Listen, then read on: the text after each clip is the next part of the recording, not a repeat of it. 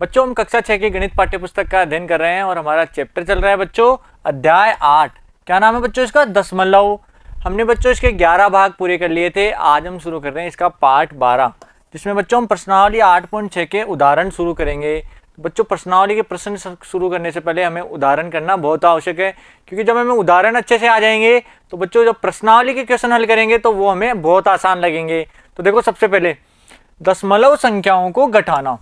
बच्चों हमने पिछले भाग में दशमलव संख्याओं को जोड़ना सीखा था कि दशमलव संख्याओं को कैसे इकाई के नीचे इकाई, दशांश के नीचे दशांश और शतांश के नीचे शतांश रखकर जोड़ा जाता है। आज हम सीखेंगे दशमलव संख्याओं को घटाना। जैसे बच्चों एक उदाहरण दिया हुआ है, 2.58 में से 1.32 को घटाइए। तो बच्चों इस संख्या में से इस संख्या को घटाना है, तो हमें तरीका वही है, इकाई, दशांश और शतांश लिखने हैं।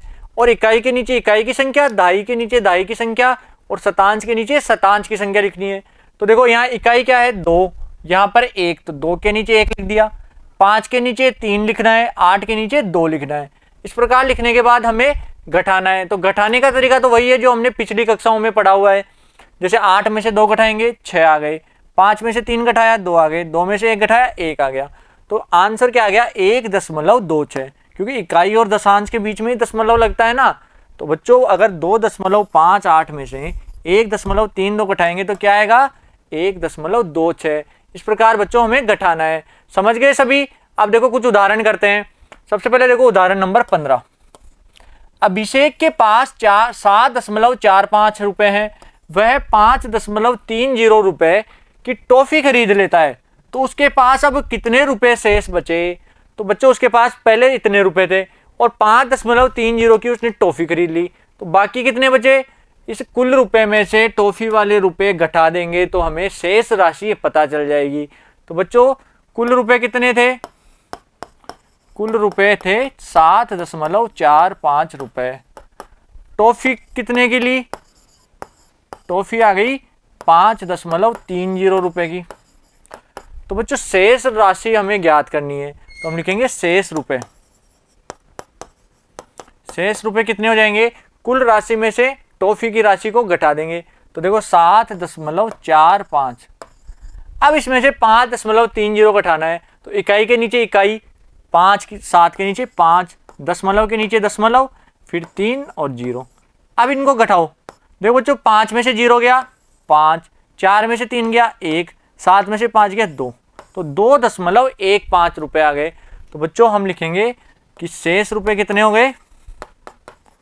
शेष रुपए हो गए 2.15 रुपए। यही हमारा आंसर हो जाएगा। ठीक है बच्चों, समझ में आ गया सभी के? उदाहरण 15 का आंसर कितना आएगा? 2.15 रुपए। उतार लो इसको अपनी कॉपी के अंदर। सिंपल सा था बच्चों, हमें केवल माइनस करना है। घटाना सबको आता है। घटाने के लिए इकाई के नीचे इकाई रखना है, दशांश के नीचे दशांश और शतांश के नीचे शतांश लिखकर केवल घटाना है। तो हमारा आंसर आ गया 2.15 रुपए। उतार लिया सबने? अब देखो आगे उदाहरण नंबर 16। उदाहरण 16 क्या दिया हुआ है? उर्मिला का घर उसके स्कूल से 5 किलोमीटर 350 मीटर की दूरी पर। स्कूल से घर की दूरी कितनी है? 5 किमी 350 मीटर। और बच्चों वह 1 किमी 70 मीटर पैदल चलती है और शेष दूरी बस से तय करती है। 1 किलोमीटर 70 मीटर तो वह पैदल जाती है और उसके बाद की शेष दूरी बस में तय करती है। तो बस द्वारा तय की गई दूरी ज्ञात करो। तो बच्चों हम कुल दूरी में से अगर पैदल की दूरी को घटा देंगे तो बाकी बची हुई दूरी क्या हो जाएगी? बस की दूरी। तो बच्चों हम लिखेंगे स्कूल से घर की कुल दूरी। स्कूल से घर की कुल दूरी कितनी है बच्चों? 5 किमी 350 मीटर। अब बच्चों अगर हमें इसको दशमलव में लिखना हो तो कैसे लिखेंगे? 5 किलोमीटर 350 मीटर को दशमलव में कैसे लिखते हैं? 5.350 किलोमीटर। सिर्फ किलोमीटर में लिख दिया हमने 5.350 किलोमीटर। ठीक है बच्चों, ऐसे ही वह पैदल दूरी कितनी है? तो पैदल दूरी कितनी तय करती है? 1 किमी 70 मीटर। अब इसको भी दशमलव में बदलना है बच्चों। 1 किमी 70 मीटर को दशमलव में बदलेंगे तो 1.070 किलोमीटर। ये हमने दोनों संख्याओं को किलोमीटर में बदल लिया। अब बाकी शेष बस द्वारा तय की दूरी निकालनी है। तो बस द्वारा तय दूरी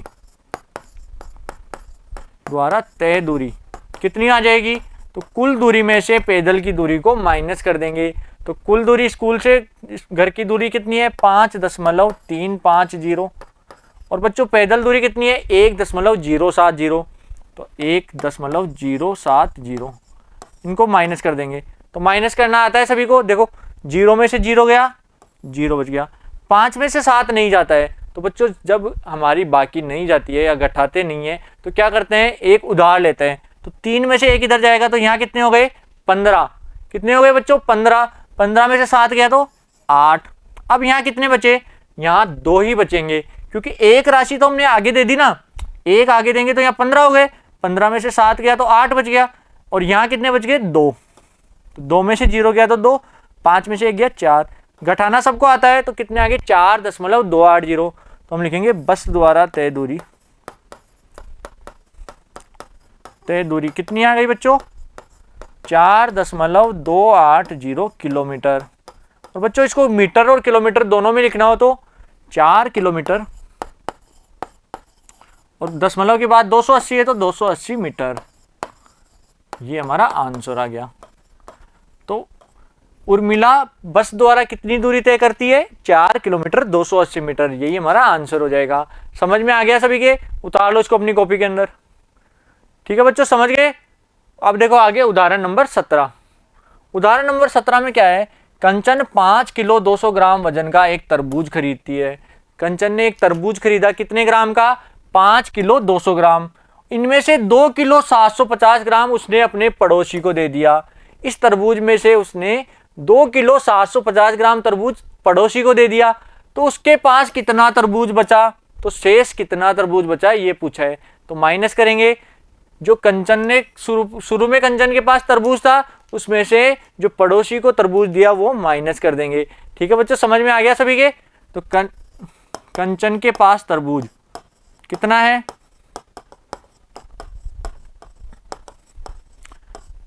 5 किलोग्राम 200 ग्राम। ठीक है बच्चों, तो 5 किलोग्राम 200 ग्राम को दशमलव में बदलना हो तो 5.200 किलोग्राम, ये हमने दशमलव में बदल लिया।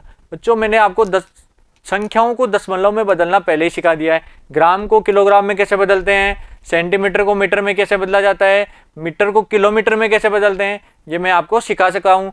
तो बच्चों 5 किलो 200 ग्राम को दशमलव में बदलेंगे तो 5.200 किलोग्राम आ गया। ऐसे बच्चों पड़ोसी को कितना दिया, पड़ोसी को दिया कितना तरबूज दिया बच्चों 2 किलो 750 ग्राम, तो 2 किलोग्राम 750 ग्राम। इसको दशमलव में बदलेंगे तो क्या आएगा बच्चों 2.750 किलोग्राम। अब उसके पास कितना शेष बच गया, तो शेष तरबूज कितना बचेगा, तो शेष तरबूज आ जाएगा बच्चों, कुल तरबूज में से पड़ोसी को देने वाला तरबूज घटा देंगे, तो 5.200 में से घटा देंगे 2.750।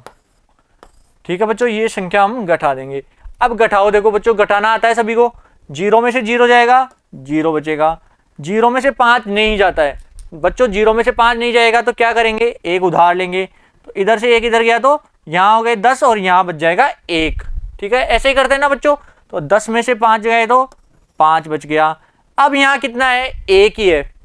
1 में से 7 नहीं जाता, तो फिर इधर से 1 लेंगे तो यहाँ क्या हो जाएगा, 1 की जगह 11 हो जाएगा। क्या होगा बच्चों 11। 11 में से 7 गए तो 4। अब यहाँ कितने बच्चे 4, 4 में से 2 गए तो 2, तो 2.450। बच्चों देखो दोबारा देखो, 0 में से 0 गया, 0 आ गया।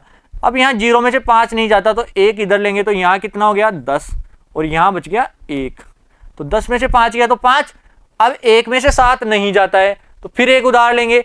इधर 5 से इधर गए तो यहाँ 4 बच गया, और यहाँ कितना हो गया 11। 11 में से 7 गया तो 4, और 4 में से 2 गया तो 2।